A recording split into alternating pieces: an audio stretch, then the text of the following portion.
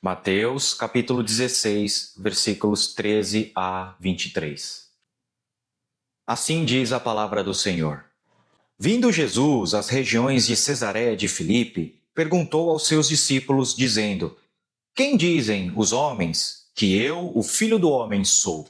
E eles disseram: Alguns dizem que és João, o Batista, outros Elias e outros Jeremias ou um dos profetas.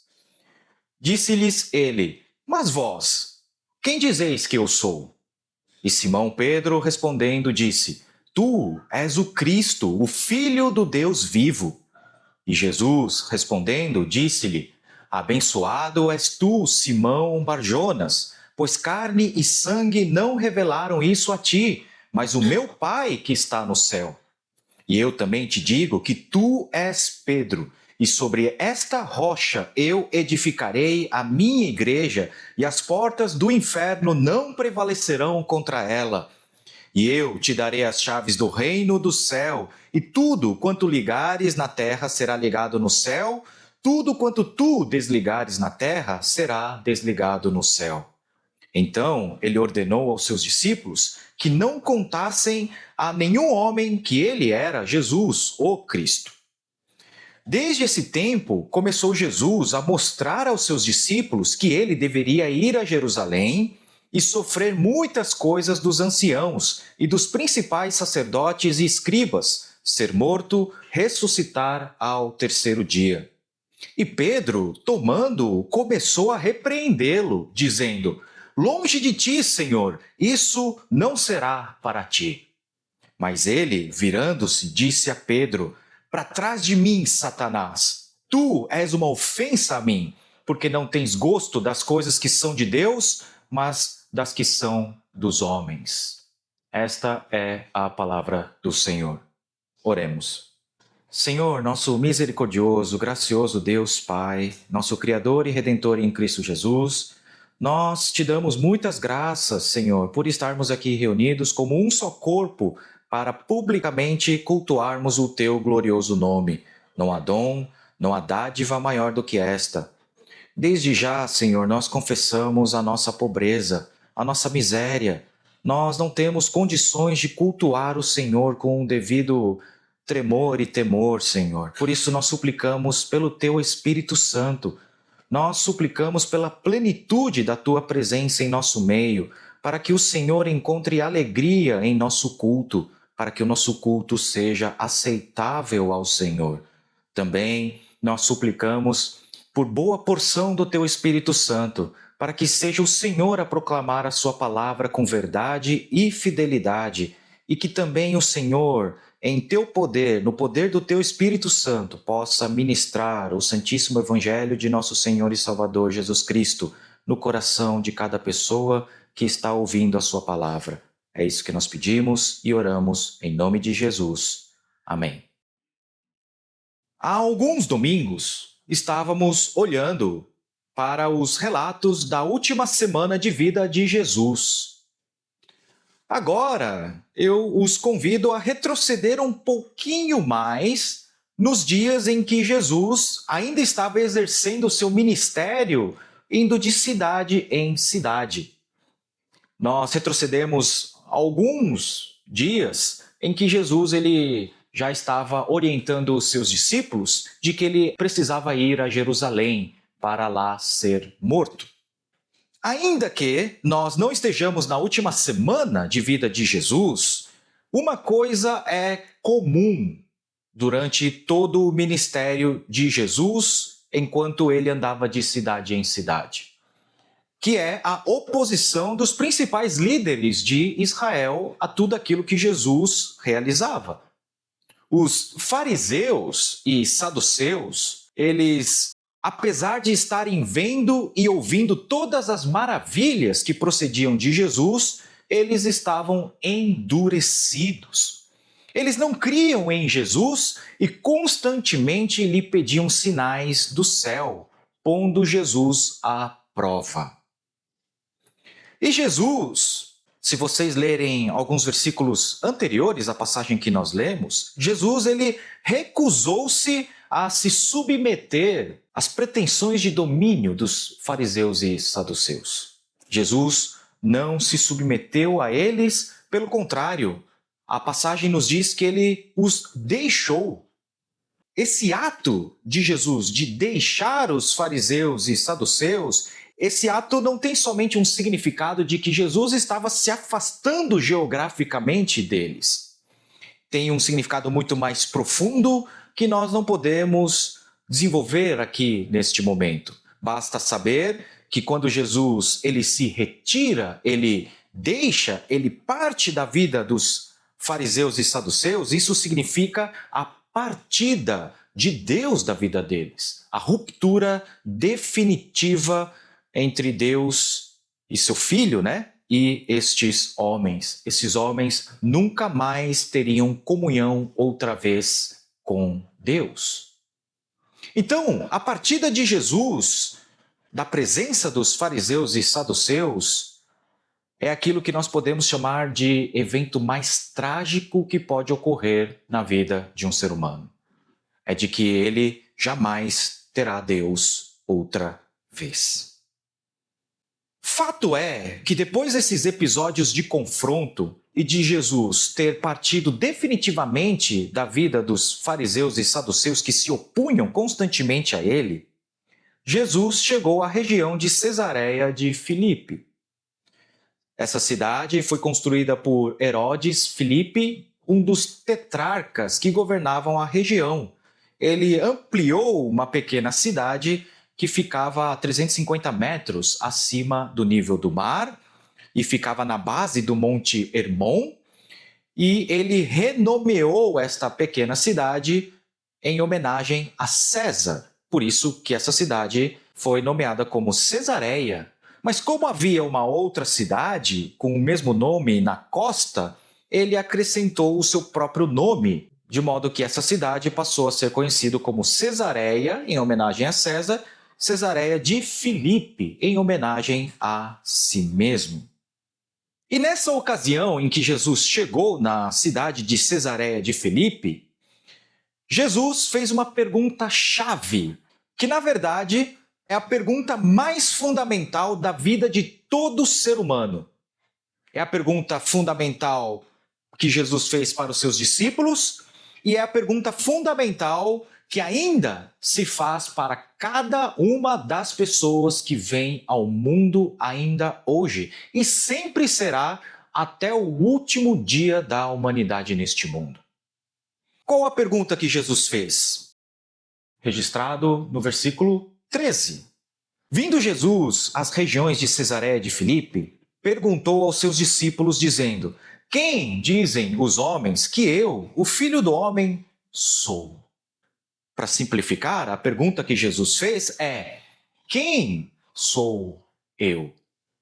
Quem é Jesus? Essa pergunta é a pergunta que define a vida de todo ser humano que nasce neste mundo. Quem é Jesus? As opiniões sobre a identidade de Jesus eram muito divididas na época. E isso fica expresso no versículo 14. E eles, os discípulos, disseram: Ora, alguns dizem que és João, o Batista. Outros dizem que o Senhor é Elias. Outros, Jeremias ou qualquer um dos profetas. Errar a identidade de Jesus, errar a pergunta, quem é Jesus, necessariamente conduzirá a pessoa para a condenação justa no tribunal de Cristo. Errar a pergunta, quem é Jesus, fará com que você jamais saia livre da condenação no dia do juízo final. Errar a pergunta, quem é Jesus, o conduzirá à morte eterna no inferno. Por isso que responder essa pergunta com nada menos do que a verdade é fundamental para a vida de todas as pessoas. Se para você Jesus for alguém diferente daquele único Jesus pregado pelas Escrituras, a ruína será eternamente a sua morada. Ainda que se tenha a mais alta estima em relação a Jesus. Senhor, eu posso não ter acertado que tipo de Cristo o Senhor era, mas eu o tive na mais alta estima, eu o estimei, eu o valorizei acima de muitas coisas na minha vida. Igual nessa passagem do versículo 14. Ainda que se tenha Jesus como uma das figuras mais eminentes da humanidade, comparar Jesus com os melhores homens que já viveram nesse mundo, colocar Jesus em pé de igualdade com as grandes figuras da Bíblia, João Batista, Elias, Jeremias ou qualquer um dos profetas. Quem sabe estimar Jesus tanto quanto Abraão, o pai da fé, estimar Jesus como o grande Moisés, a principal figura do judaísmo. Ainda assim, a resposta seria insuficiente e conduziria você para a morte eterna. Ainda que você estime Jesus como a maior figura da humanidade, ainda assim você errou completamente o alvo. Ainda que para você Jesus fosse um ilustre mestre de moral e ética, ainda que Jesus para você fosse a sua fonte de segurança econômica, ainda que em sua doença você tenha se dirigido a Jesus como o curandeiro da sua alma, ainda assim você errou o alvo. Porque na época de Jesus, assim como hoje, existiam diversas expectativas a respeito do Messias.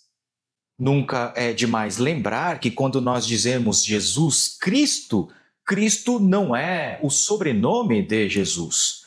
Cristo é uma confissão que nós fazemos, porque Cristo é a palavra grega da palavra Messias, que significa ungido. Então, quando nós dizemos Jesus Cristo, nós estamos fazendo uma confissão, nós estamos dizendo que Jesus é o Cristo esperado, que Jesus é o Messias anunciado no Antigo Testamento, tão aguardado pelo povo de Deus. A grande questão é que hoje, no passado recente e nas épocas de Jesus, existiam diversas expectativas a respeito do Messias, do Cristo que viria. Quem esse Messias seria? Quem o Cristo seria? O que ele faria? Por isso que quando Jesus pergunta para os seus discípulos o que os homens estão dizendo que eu sou, as pessoas respondem de maneira variada. Muitos nomes ilustres são citados. João Batista, Elias, Jeremias, qualquer outro dos profetas. O que nós devemos reconhecer é que a confissão cristológica correta não é algo simples, não é algo preto no branco. Era muito possível dirigir-se a Jesus com algum título messiânico sem plena convicção. Isso foi muito comum nos dias de Jesus. As pessoas olharem para Jesus e falarem: esse é o Cristo. Mas sem a convicção interna, sem a precisão de que tipo de Cristo ele seria.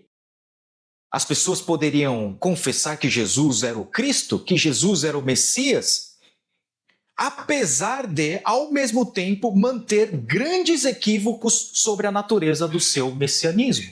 E, portanto, não chegando a uma confissão legítima e direta. Aliás, ouso dizer que antes da Páscoa, antes da cruz, ninguém chegou a uma confissão legítima e direta de quem Jesus era. Versículo 15. Disse-lhes ele, Jesus: mas vós, quem vocês dizem que eu sou? Versículo 16. Simão Pedro, respondendo, disse: tu és o Cristo, o Filho do Deus vivo. O vós aqui é enfático e plural. Apesar de, nessa passagem, só Pedro falar, muito provavelmente ele serve como porta-voz dos 12. Jesus está falando com os seus 12 discípulos. Os seus discípulos começaram a seguir Jesus na esperança de que ele fosse Messias, o tão aguardado Cristo de Deus. Mas a compreensão que eles tinham da natureza messiânica de Jesus foi prejudicada pelas suas próprias expectativas. Expectativas muito comuns, completamente humanas, longe de Deus. Suas expectativas eram político-econômicas. Eles esperavam que o Messias viria como um guerreiro militar para ser rei, elevar a nação de Israel à potência dominante que outrora era, de levantar a tenda caída de Davi, assumir o trono físico de Davi, expulsar os romanos e proclamar a grandeza da nação de Israel. Essas eram as expectativas mais comuns a respeito do Messias na época. Os discípulos, apesar dessa confissão magistral de que Jesus é o Cristo, o Filho do Deus vivo, não eram diferentes na sua compreensão da natureza messiânica de Jesus do povo comum. Eles só chegaram a uma compreensão cristã plena de quem Jesus era, que Cristo ele era, somente depois da Páscoa, somente do evento derradeiro da cruz. Ainda assim, essa confissão de Pedro é direta. Tu és o Cristo, o Filho do Deus vivo. Este versículo, esta confissão de Pedro marca uma etapa crucial no crescimento do entendimento e fé dos apóstolos, ainda que seja parcial. Eles se equiparam a uma pessoa que fora curada da sua cegueira, mas essa cegueira não passou de imediato. Eles veem a imagem de uma forma meio borrada ainda, porque a plenitude da visão viria só depois do evento da cruz. Mas aqui a firme convicção de Pedro de que Jesus era o Messias, nesse ponto, marca a diferenciação dos apóstolos da incerteza e confusão da multidão. Quem é esse homem que está fazendo esses sinais? Por acaso, quando Cristo vier, se esse homem que se chama Jesus não for o Cristo, por acaso, quando o Cristo verdadeiro vier, ele fará obras maiores do que estas? A multidão está confusa. Que, aliás, será o tema do sermão da semana que vem. Mas aqui, Pedro e os demais apóstolos, os 12, eles se diferenciam, porque eles têm essa visão parcial de quem Jesus Cristo realmente é. E eles se diferenciam dessa incerteza e confusão da multidão, e essa diferenciação só poderia ser resultado da revelação do Pai. De fato, a profundidade da convicção de Pedro era justamente o que tornava difícil a compreensão do sofrimento e da morte de Jesus que ele estava anunciando nesse momento. É porque Pedro e os demais realmente tinham convicção de que Jesus era o Cristo, era o Messias, que eles tinham dificuldade de compreender que Jesus estava dizendo a eles que ele precisava ir para Jerusalém e ser morto. Não! As Escrituras declaram que o Cristo virá a Jerusalém, ele assumirá o trono de Davi e elevará Israel à vitória. E por que Jesus está dizendo que ele vai morrer em Jerusalém? Por que ele está dizendo que ele será recusado? Que ele sofrerá nas mãos dos principais líderes de Jerusalém? Pedro tem uma convicção profunda de que Jesus é o Cristo e por isso ele não pode ser rejeitado. Ele não pode sofrer como ele está dizendo. Ele não pode morrer em Jerusalém. Porque ele é o Messias, ele é o Cristo. E Jesus, Respondendo, disse-lhes: Abençoado és tu, Simão Barjonas, pois carne e sangue não revelaram isso a ti, mas o meu Pai que está no céu. Jesus declara a bem-aventurança sobre essa confissão direta de que Jesus é o Messias, o Filho de Deus, tão aguardado pela humanidade, pelo povo de Israel. De fato, ninguém conhece o Filho senão o Pai, que agora, nesse momento da história da humanidade, graciosamente estava revelando sua identidade a Pedro e aos apóstolos. Tal conhecimento não poderia ter se originado em carne e sangue. Dizer isso é uma expressão judaica, é um modo de um judeu dizer que isso jamais poderia proceder de um homem mortal. Essa confissão só pode ser fruto da graça reveladora de Deus. Somente se Deus, em misericórdia e graça, revelar isso, que um homem pode confessar que Jesus é o Filho de Deus, o Cristo, o Messias. Homem algum pode chegar a essa conclusão por descoberta, por desenvolvimento, pelas suas próprias capacidades, pelo seu próprio raciocínio. Jamais ele poderia alcançar uma confissão dessas. De olhar para Jesus e confessá-lo como o Filho de Deus, o Cristo, o Messias, prometido por Deus. Só que essa revelação não é algo exclusivo de Pedro e dos apóstolos. Na verdade, todos os que pertencem ao povo de Deus recebem a mesma revelação. Saber quem Jesus de fato é a identidade de todo cristão. É o que faz de um cristão cristão. Saber a resposta correta, quem os homens dizem que eu sou, quem é Jesus, define a sua identidade cristã. Faz parte de quem você é a razão da sua existência. Se você não sabe a resposta a essa pergunta, ou se o seu Jesus não é o Jesus aqui das Escrituras, se o seu Jesus ele é contaminado pelas convicções humanas, você não é cristão. Na verdade, nem neutro você é. Nós veremos o que uma pessoa que erra essa pergunta é. Versículo 18.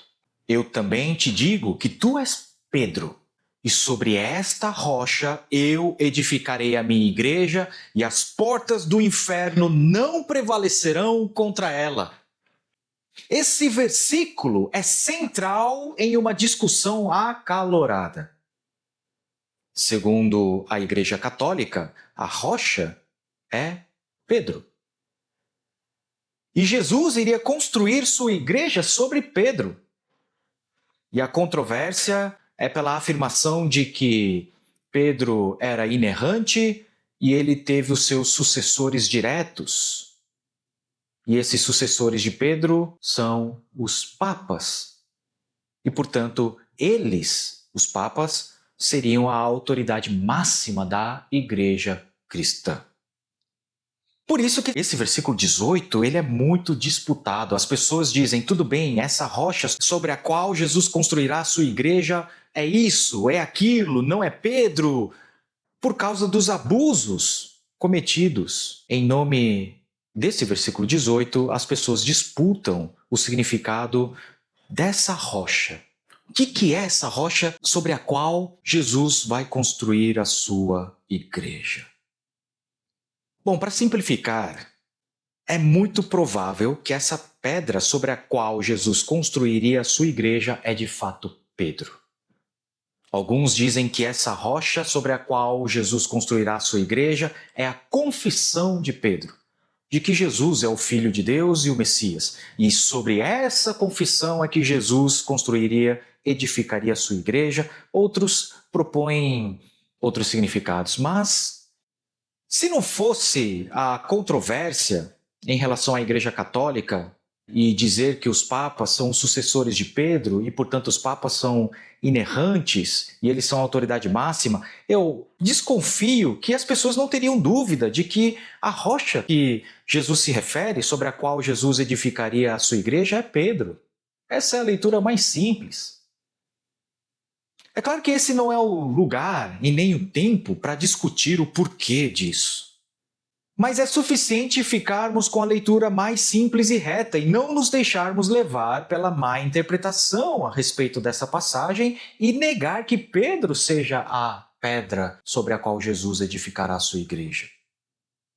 Eu somente gostaria de dizer que, apesar de Pedro ser essa pedra sobre a qual Jesus edificaria a sua igreja, o texto não menciona nada sobre os sucessores de Pedro, não fala nada a respeito da sua infalibilidade, pelo contrário, Pedro foi falho e falhou feio, e nem fala nada a respeito da sua autoridade exclusiva sobre a igreja.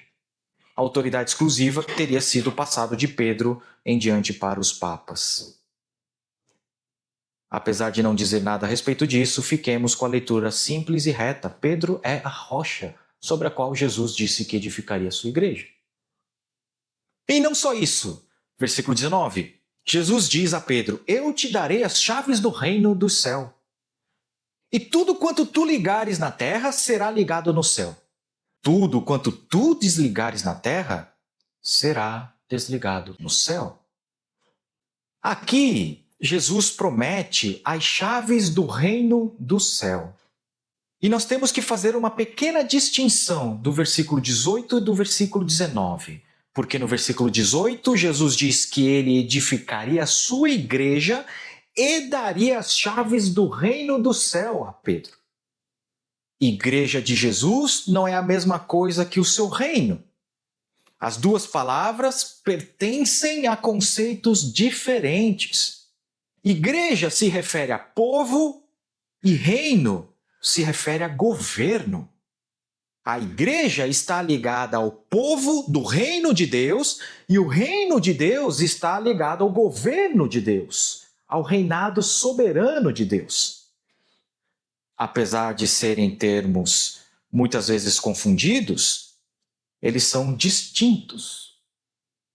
Porém, apesar de serem termos distintos, igreja e reino, igreja se refere a povo e reino de Deus se refere a reinado de Deus, esses termos não são excludentes.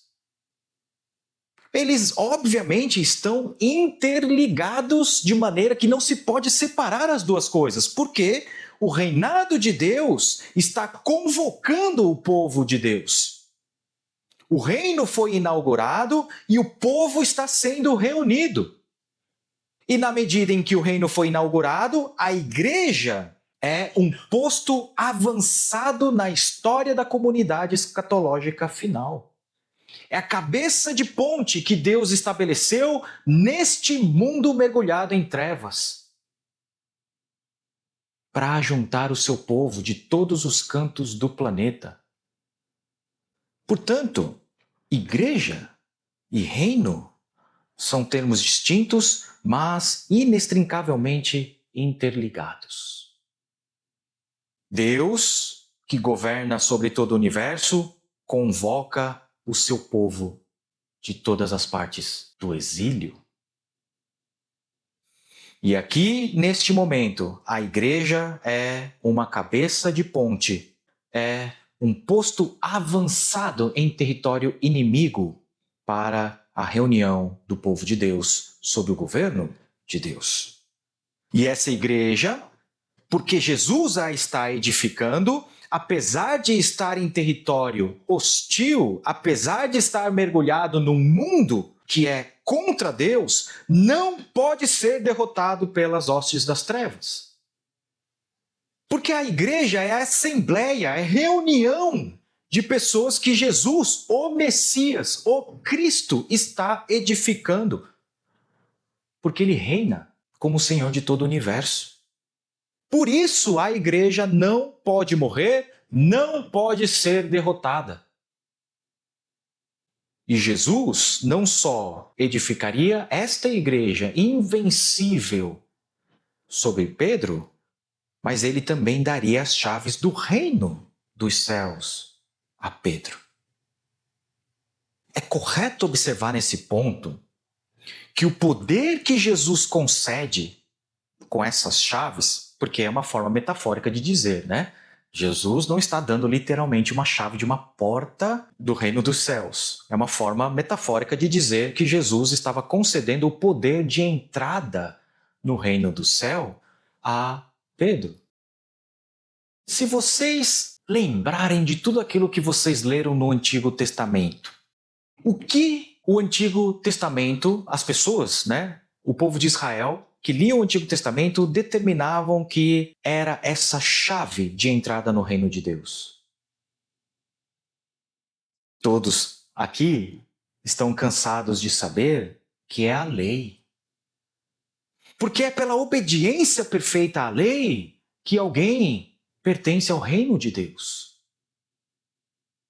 Portanto, quando Jesus ele diz: eu lhe entregarei as chaves do reino dos céus, Jesus está prometendo aqui que Jesus daria a autoridade para interpretar a lei corretamente, porque é a lei que faz com que uma pessoa entre no reino dos céus.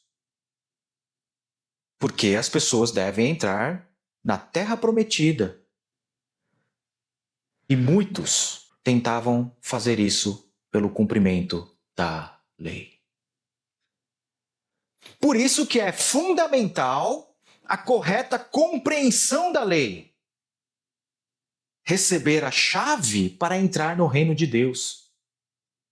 Se você errar o sentido da lei, você ficará do lado de fora do reino de Deus.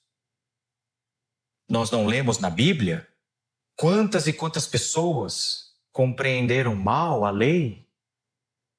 Leiam Romanos. Paulo vai explicar, dos capítulos 9 a 11, por que os israelitas não criam em Jesus. Porque eles erraram o sentido da lei. Porque eles achavam que eles eram fonte autossuficiente de vida, justiça e santidade. Que bastava uma iluminação da alma pelo discurso humano. Que bastava um discurso motivacional para incentivá-los a obedecer mais à lei. E assim eles herdariam o reino dos céus. Leiam a história do jovem rico. As pessoas estavam achando que pela lei eles herdariam o reino do céu. Mas o que Paulo, por exemplo, em Romanos explica, a lei nunca teve esse intento. A lei conduzia para Cristo, que é a verdadeira chave para entrar no reino de Deus. E aquilo que Jesus está prometendo para Pedro não é só a maravilhosa notícia de que ele edificaria a sua igreja, reuniria pessoas para pertencer ao seu reino, para estar submissas ao seu maravilhoso governo, mas também que Jesus daria ao próprio Pedro a chave do reino dos céus. A correta interpretação da lei. Pedro seria capaz de olhar para a lei e enxergar Cristo proclamado pela lei. Pedro, ao confessar Jesus como Cristo, como o Messias, é informado de que recebeu essa confissão por revelação do próprio Deus Pai. Mais do que isso, um vaso de barro, um ser humano absolutamente caído no pecado, ele receberia a maravilha da chave do reino de Deus. Isto é, ao proclamar as boas novas do reino, que por revelação ele compreende cada vez mais, ele abriria o reino para muitos e fecharia o reino para muitos. A proclamação do Evangelho abriria o reino para todos aqueles que recebessem a mensagem, assim como fecharia definitivamente o reino para todos aqueles que recusassem o Evangelho. Então, Jesus ordenou aos seus discípulos que não contassem a nenhum homem que ele era Jesus, o Cristo. Jesus ele proíbe que os seus discípulos, nessa altura, contem para o povo que ele é o Cristo, o Messias. Porque isso seria incorrer no perigo das pessoas desviarem a finalidade de Jesus Cristo e de impedir que Jesus vá para Jerusalém e morra na cruz. Porque as pessoas, ao descobrirem que Jesus é o Cristo, coroariam ele à força. E Jesus jamais teria ido para a cruz e todos nós estaríamos perdidos. Porque as pessoas nutriam expectativas pessoais, humanas, a respeito do Messias. Não, o Messias é isso e nada mais, sem espaço para a recepção do Messias de Deus, é que Jesus proibiu os seus discípulos de identificarem Jesus como o Cristo. Porque senão as expectativas humanas em cima de Jesus prevaleceriam e Jesus não poderia ir para a cruz. Jesus recusou-se constantemente a fazer uma afirmação messiânica explícita para o povo de Israel, porque ele simplesmente recusava em ceder às exigências de um sinal por parte da liderança. Se ele quisesse se declarar abertamente como Cristo, ele teria dado os sinais que os fariseus e saduceus tanto lhe pediam. Ele teria satisfeito todas as expectativas populares a respeito de que tipo de Messias Jesus deveria ser. E assim, Jesus se submeteria à vontade do homem e não de Deus. Ainda hoje nós forçamos Jesus a ser aquele Jesus que nós desejamos. Desejamos que Jesus seja o nosso mestre de ética, desejamos que Jesus seja o nosso curandeiro, desejamos que Jesus seja o nosso terapeuta particular, terapeuta de família. Desejamos que Jesus seja o nosso milagreiro, o nosso capacho que está aí para atender os nossos desejos. Mas Jesus se recusou a se submeter à vontade humana. Ele é quem ele é. Jesus seria o Messias de Deus para executar a vontade de Deus e não do homem. Por isso que, versículo 21, desde esse tempo começou Jesus a mostrar aos seus discípulos que ele deveria ir a Jerusalém, sofrer muitas coisas dos anciãos e dos principais sacerdotes e escribas e ser morto e ressuscitar ao terceiro dia. Aquele tipo de Messias que Jesus seria era absolutamente contraintuitivo. Ninguém esperava que o Messias pudesse morrer dessa forma. O que dirá então que o Messias, depois de morto, ressuscitaria? Ninguém esperava isso, além de Deus. E Jesus veio para fazer a vontade de Deus. O Messias, o Cristo que Jesus seria, estava de acordo com a vontade de Deus. Ele seria o Messias. Ele veio para ser o servo sofredor. O Cristo que seria humilhado, derrotado de acordo com os padrões do mundo, que deveria ser morto. Tudo isso porque nesse fato de ser morto, ele carregaria o pecado de todo o seu povo, morrendo em lugar de seu povo. Algo que o próprio povo não esperava. O que o povo esperava era meramente a satisfação de expectativas humanas, barrigas cheias, liberdade política, não pagar impostos ao famigerado Império Romano, mas ser salvo da ira vindoura, ter os meus pecados carregados, ninguém esperava isso. Tanto que, versículo 22, Pedro, tomando, começou a repreender Jesus, dizendo: longe de ti, Senhor, isso não será para ti. A repreensão de Pedro, sim, Pedro acabou de fazer a confissão que Jesus é o Filho de Deus e ele está repreendendo Jesus, com o uso de uma linguagem forte. Está dando uma bronca em Jesus. Essa repreensão de Pedro, usando uma linguagem forte, revela o quão pouco ele compreende o tipo de messianismo que Jesus tem em mente. Ele chega ao ponto, tamanha a sua incompreensão a respeito de quem Jesus é, que ele repreende o próprio Filho de Deus. Mas Jesus repreende Pedro severamente. Versículo 23. Mas ele, Jesus, virando-se, disse a Pedro: para trás de mim, Satanás. Tu és uma ofensa a mim, porque não tens gosto das coisas que são de Deus, mas das que são dos homens.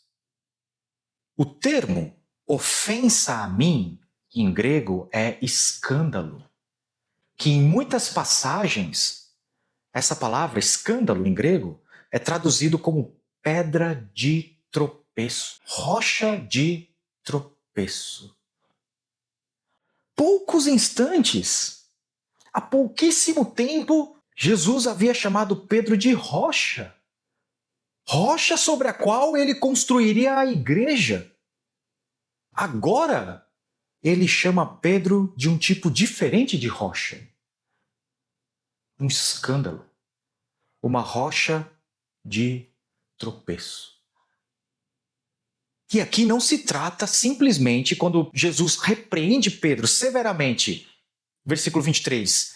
Para trás de mim, sai da minha presença, sai daqui, Satanás. Quando Jesus ele diz isso, ele não está simplesmente pedindo para Pedro sair da sua vista, mas como pedra de tropeço, Jesus está retirando do seu caminho.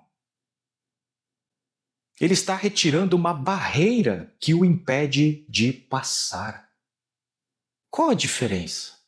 Como pode uma pessoa ser rocha sobre a qual Jesus edificaria a sua igreja? Maravilhosa afirmação feita para um pó, que é Pedro, que vem do barro, de que ele seria a rocha sobre a qual Jesus ergueria a sua igreja.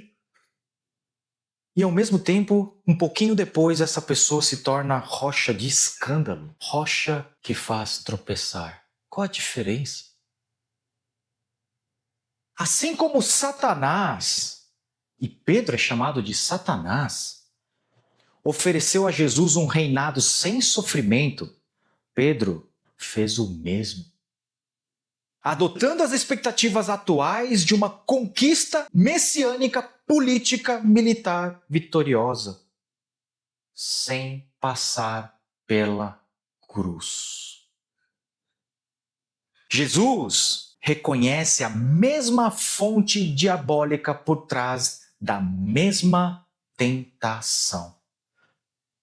Para ele, para Jesus, ceder seria rebelar-se contra a vontade de seu Pai. A noção de um Messias sofredor mal compreendida por Pedro a ponto de torná-lo um obstáculo para o próprio Jesus. E é justamente isso que, após a sua ressurreição, se torna um obstáculo para muitos judeus e muitos homens. Nisso, Pedro aliou-se não apenas a esses homens, mas também ao próprio Satanás, tentando Jesus com a mesma tentação diabólica.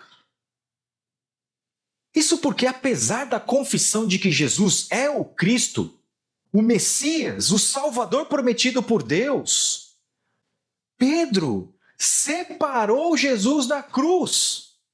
Todas as vezes que eu, apesar de confessar que Jesus é o Cristo, é o Messias, e eu tê-lo na mais alta estima na minha vida, mas se eu separar Jesus, o Cristo de Deus, da cruz, eu não sou neutro. Sou nada menos do que um filho de Satanás, porque eu faço as mesmas coisas que ele. Ao propor um caminho que se desvia da cruz, Pedro se transformou de rocha para rocha de tropeço, separando Jesus da cruz. Todas as vezes que eu me coloco com uma barreira entre Jesus e a cruz, pregando um cristianismo sem cruz, eu sou um filho de Satanás. Crer em Jesus é fundamental. Crer no Jesus verdadeiro é questão de vida ou morte eternas. Infelizmente, o mundo está saturado de falsos Jesus que separam Jesus da cruz. Porque a expectativa que nós nutrimos a respeito de Jesus está saturado não da vontade de Deus, mas da vontade dos homens. Mas o verdadeiro Jesus não é aquele que se adequa às nossas expectativas. O Jesus verdadeiro não é aquele que veio para nos fazer pessoas melhores, para nos conceder sucesso social e material, ou ser o nosso milagreiro, o nosso curandeiro. Jesus é o Filho de Deus que veio para fazer a vontade do Pai.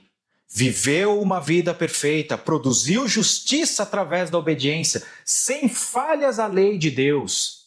Ele detém a chave para o reino do Deus Pai e ele concedeu aos seus apóstolos, por meio do testemunho legítimo do Evangelho, foi para Jerusalém, morreu na cruz, carregando os nossos pecados.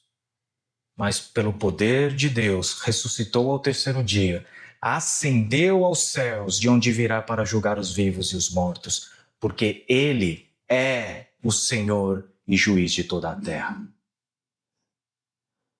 E todos os que crerem nele terão a vida eterna. Portanto, eu encerro a mensagem de hoje fazendo a mesma pergunta. Quem é Jesus? A resposta para o qual nós dirigimos toda a nossa fé e esperança é nada menos de que Jesus é o Filho de Deus que veio para ser o Cristo de Deus. E Ele é a chave do reino do céu.